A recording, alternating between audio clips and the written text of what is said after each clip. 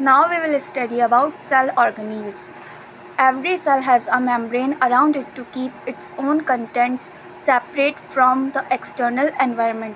So हर cell के पास अपनी एक membrane present होती है जो कि उसके अंदर के contents को बाहर के environment से अलग रखती है.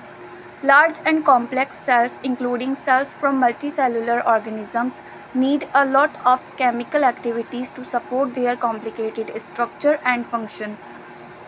लार्ज और कॉम्प्लेक्स सेल्स जिनमें मल्टीसेलुलर ऑर्गेनिजम्स के सेल्स भी आते हैं, उन्हें बहुत सारी केमिकल एक्टिविटीज़ करने की ज़रूरत पड़ती है सपोर्ट करने के लिए अपने कॉम्प्लिकेटेड स्ट्रक्चर और उसके फंक्शन को.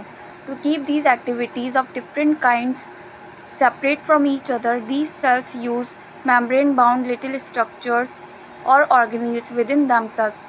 तो इन बहुत सारी एक्टिविटीज़ को एक दूसरे से अलग रखने के लिए सेल के पास छोटे छोटे स्ट्रक्चर्स प्रेजेंट होते हैं, मेम्ब्रेन बाउंड स्ट्रक्चर्स होते हैं जिन्हें ऑर्गेनील्स कहते हैं. This is one of the features of the eukaryotic cells that distinguish them from prokaryotic cells. और यूकैरियोटिक सेल्स के पास ये एक फ़ीचर होता है जो कि प्रोकैरियोटिक सेल्स में नहीं होता है. Some of these organelles are visible only with an electron microscope. और इनमें से कुछ ऑर्गेनील्स को हम सिर्फ इलेक्ट्रॉन माइक्रोस्कोप में ही ऑब्जर्व कर सकते हैं. We have talked about the nucleus in a previous section. Some important examples of cell organelles which we will discuss now are. So हमने न्यूक्लियस के बारे में तो प्रीवियस सेक्शन में पढ़ा ही है. तो जो इम्पॉर्टेंट सेल ऑर्गेनेल्स है जो हम अभी पढ़ने जा रहे हैं वो कौन कौन सी हैं? Endoplasmic reticulum, Golgi apparatus, lysosomes, mitochondria and plastids. They are important because they carry out some very crucial functions in cells. ये सब बहुत ही इम्पॉर्टेंट है. क्यों? क्योंकि सेल के अंदर बहुत ही क्रूशल रोल प्ले करते हैं. ठीक है.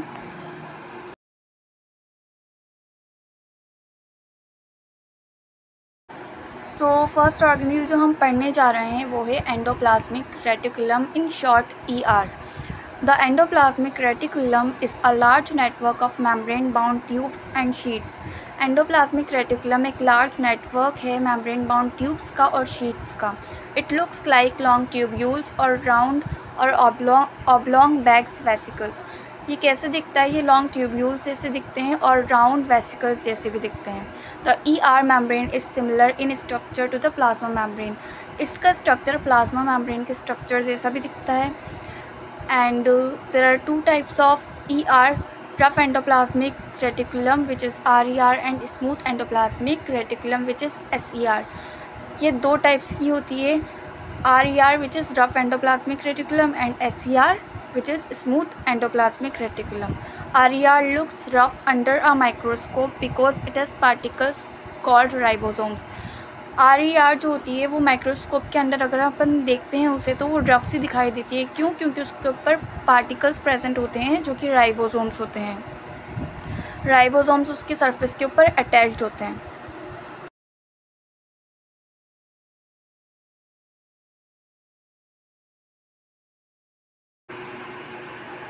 The ribosomes which are present in all active cells are the sites of protein manufacture. जो राइबोसोम्स होते हैं वो प्रेजेंट होते हैं हर एक्टिव सेल के अंदर और वो क्या मैन्युफैक्चर करते हैं? प्रोटीन. और जो मैन्युफैक्चर हुआ हुआ प्रोटीन होता है वो भेज दिया जाता है सेल के अंदर जहाँ भी ज़रूरत पड़ती है उसकी. Using the ER, okay, ER के हेल्प से. The SER helps in the manufacture of fat molecules और लिपिड्स. और जो SER है मीन्स स्मूथ एंडोप्लाज्मिक रेटिकुलम, वो क्या मैन्युफैक्चर करता है? फैट मॉलिक्यूल्स और लिपिड्स को, जो कि इम्पॉर्टेंट होते हैं सेल फंक्शन के लिए.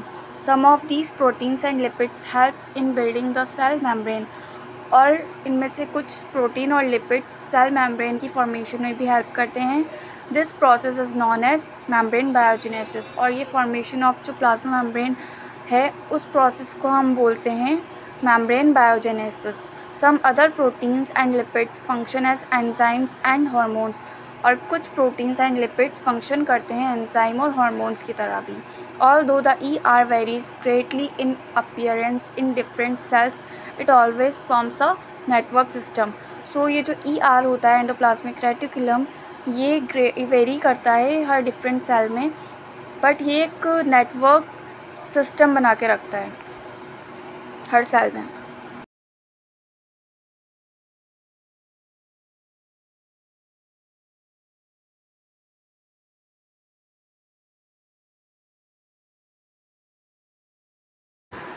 Thus, one function of the ER is to serve as channels for the transport of materials, especially proteins, between various regions of the cytoplasm or between the cytoplasm and the nucleus.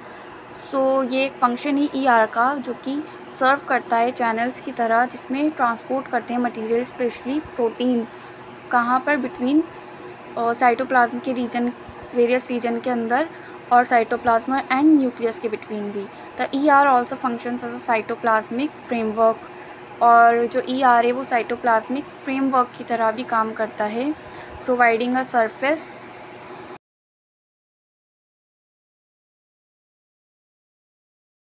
For some of the biochemical activities of the cells. ये surface भी provide करता है बहुत सारी biochemical activities के लिए जो कि सेल के अंदर होती है। In the liver of the group of animals called vertebrates, vertebrates के अंदर भी जो सेल के अंदर SCR होता है वो क्या करता है, क्रूशियल रोल प्ले करता है। क्या काम करता है, वो डिटॉक्सिफाई करता है बहुत सारे पॉइजन एंड ड्रग्स को।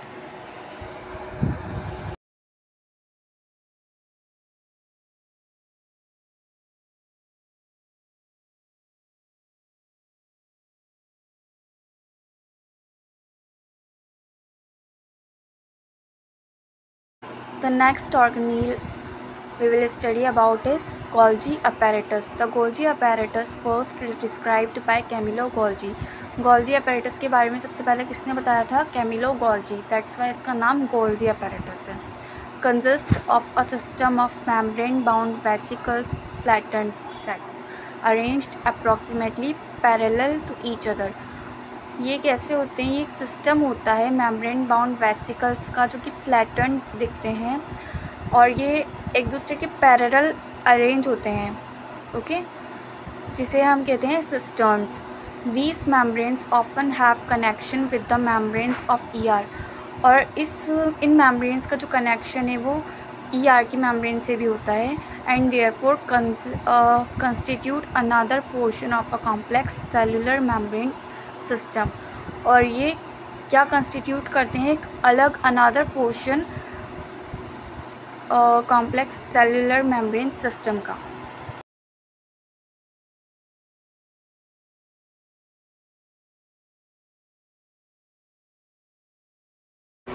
तो गोल्गी apparatus क्या काम करता है, ये जो मटेरियल सिंथेसाइज होता है ना ER के नियर, उसको पैकेज करना और उसको डिस्प्लेस करना वेरियस टारगेट्स के अंदर और बाहर सेल के, ये काम गोल्गी apparatus करता है, ठीक है।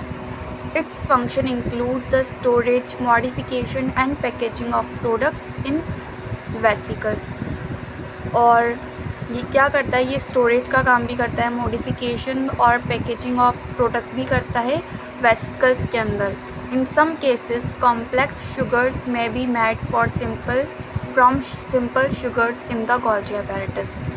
और ये क्या करता है, ये सिंपल शुगर्स को मॉडिफाई भी करता है कॉम्प्लेक्स शुगर के अंदर, ठीक है। And Golgi apparatus is also involve in the formation of lysosomes, और ये लाइजोसोम्स की फॉर्मेशन भी करता है। इससे पता चलता है कि हमारा गोल्गी apparatus कितना महान है, वो कितने सारे काम करता है, वो बनाता भी, स्टोर भी करता है, उसको डिलीवर भी करता है।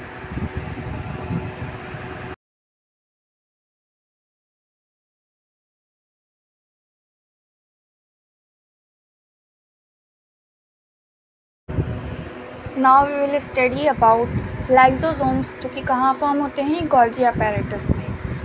Structurally lysosomes are membrane bound sac filled with digestive enzymes. Lysosomes membrane bound sac होते हैं जिनके अंदर डाइजेस्टिव एंजाइम्स फिल्ड होते हैं। These enzymes are made by RER। ये एंजाइम्स कौन बनाता है, rough endoplasmic reticulum. Lysosomes are a kind of waste disposal system of the cell. ये सेल के वेस्ट डिस्पोजल सिस्टम की तरह काम करते हैं। These help to keep the cell clean by digesting any foreign material as well as worn out cell organelles. ये cell को clean कैसे रखता है? डाइजेस्ट कर कोई फॉरेन मटेरियल आ जाए तो उसे डाइजेस्ट कर लेता है, या फिर कोई वर्न आउट सेल ऑर्गेनील होती है उसे भी डाइजेस्ट कर लेता है. Foreign materials entering the cell such as bacteria or food as well as old organelles end up in the lysosomes. Foreign material जैसे कि बैक्टीरिया या फिर ओल्ड ऑर्गेनील्स जो होती है वो एंड अप कौन करता है? Lysosome, which break complex substance into simpler substance. ये कॉम्प्लेक्स सब्सटेंस को सिंपलर सब्सटेंस में कन्वर्ट कर देता है. Lysosomes are able to do this because they contain powerful digestive enzymes capable of breaking down all organic material.